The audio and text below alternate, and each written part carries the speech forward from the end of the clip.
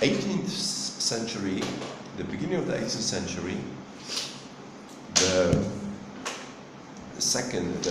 Saint Louis Maria René de Montfort, he was a great apostle in France, and his great work was to remake the Christianity in the villages, in the towns, where everybody was Christian, everybody was Catholic, but most of these people very ignorant, very superficial, so nobody took care about the salvation of his soul.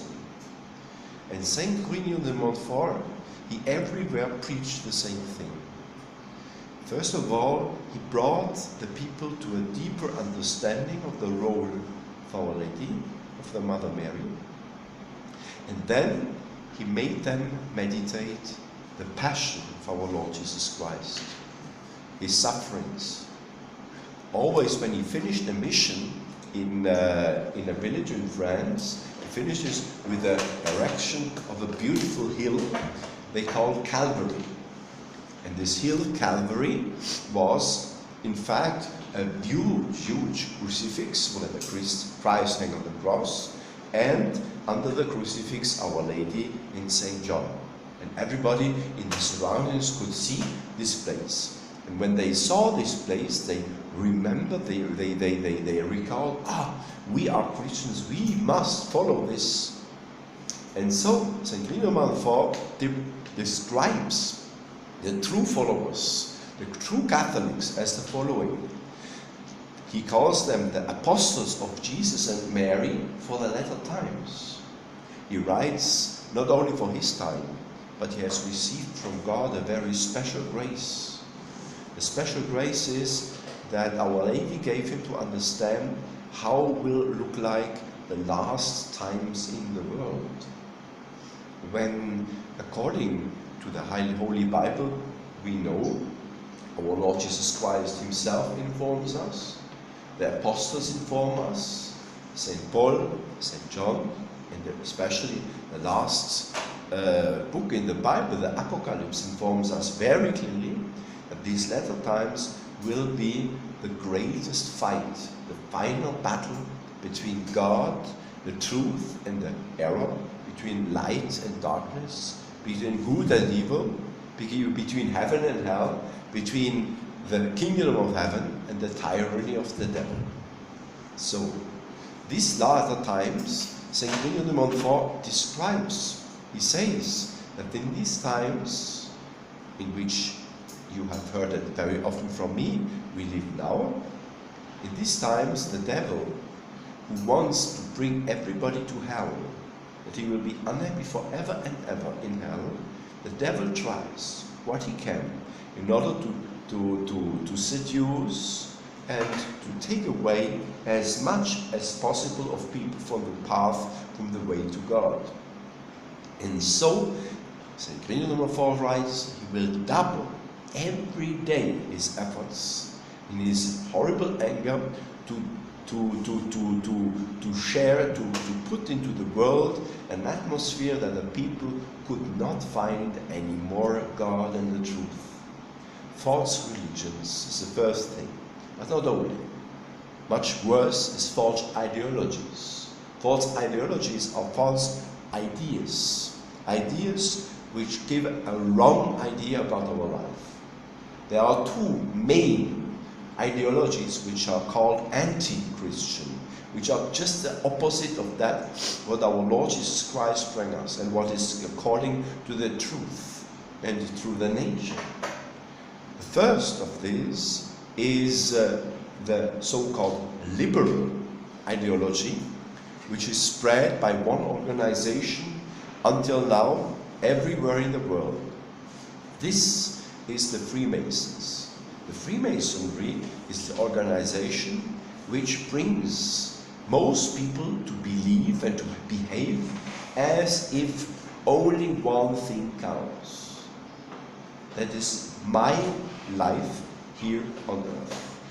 One thing is interesting, it is my happiness on earth.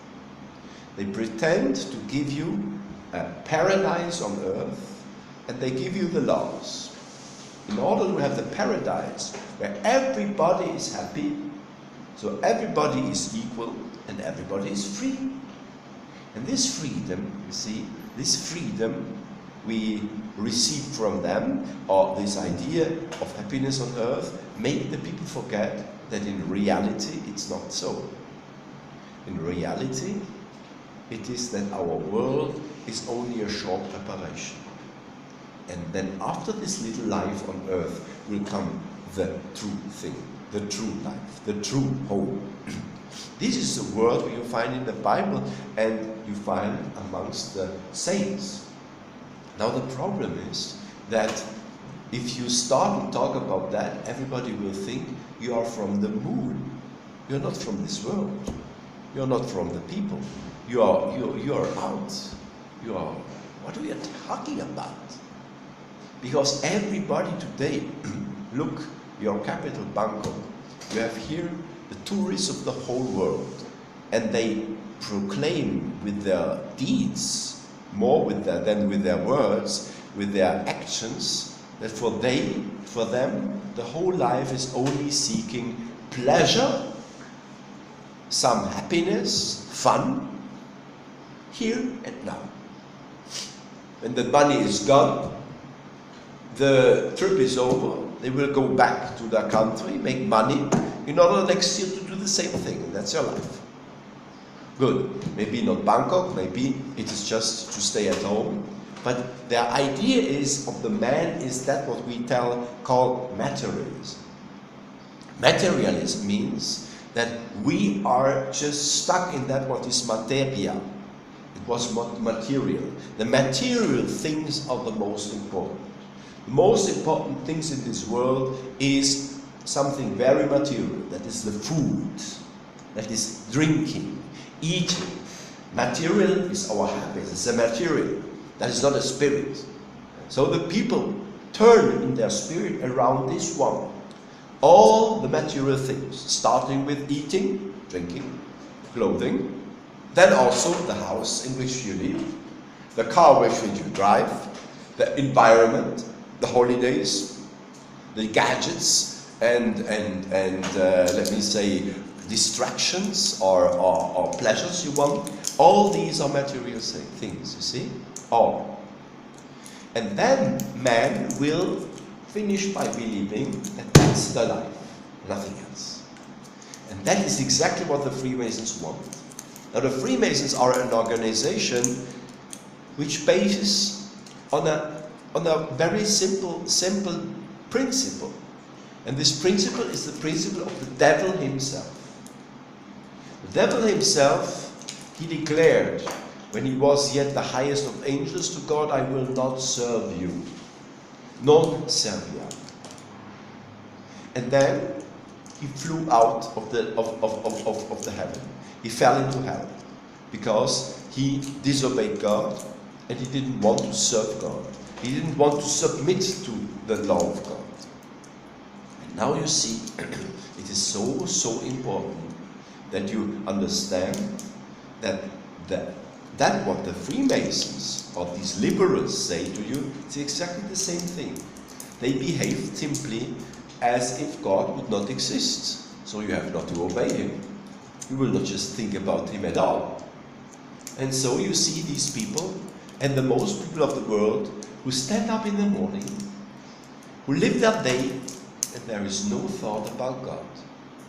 However, when you stand up in the morning, your body, your beautiful hair, your nose, your eyes, your feet, your hands, your heart, your eyes, your ears, your feet, and also your will, intelligence, all that you receive from God every day. Is it not horrible to think that most people of the world just do ignore that? They live as if God would not exist, at least for the most part of their life. I don't say they don't believe in God. If you would ask them, do you believe in God? Many would say, yes, why not? But this God has nothing to do with them. They admit a higher instance, but that's all.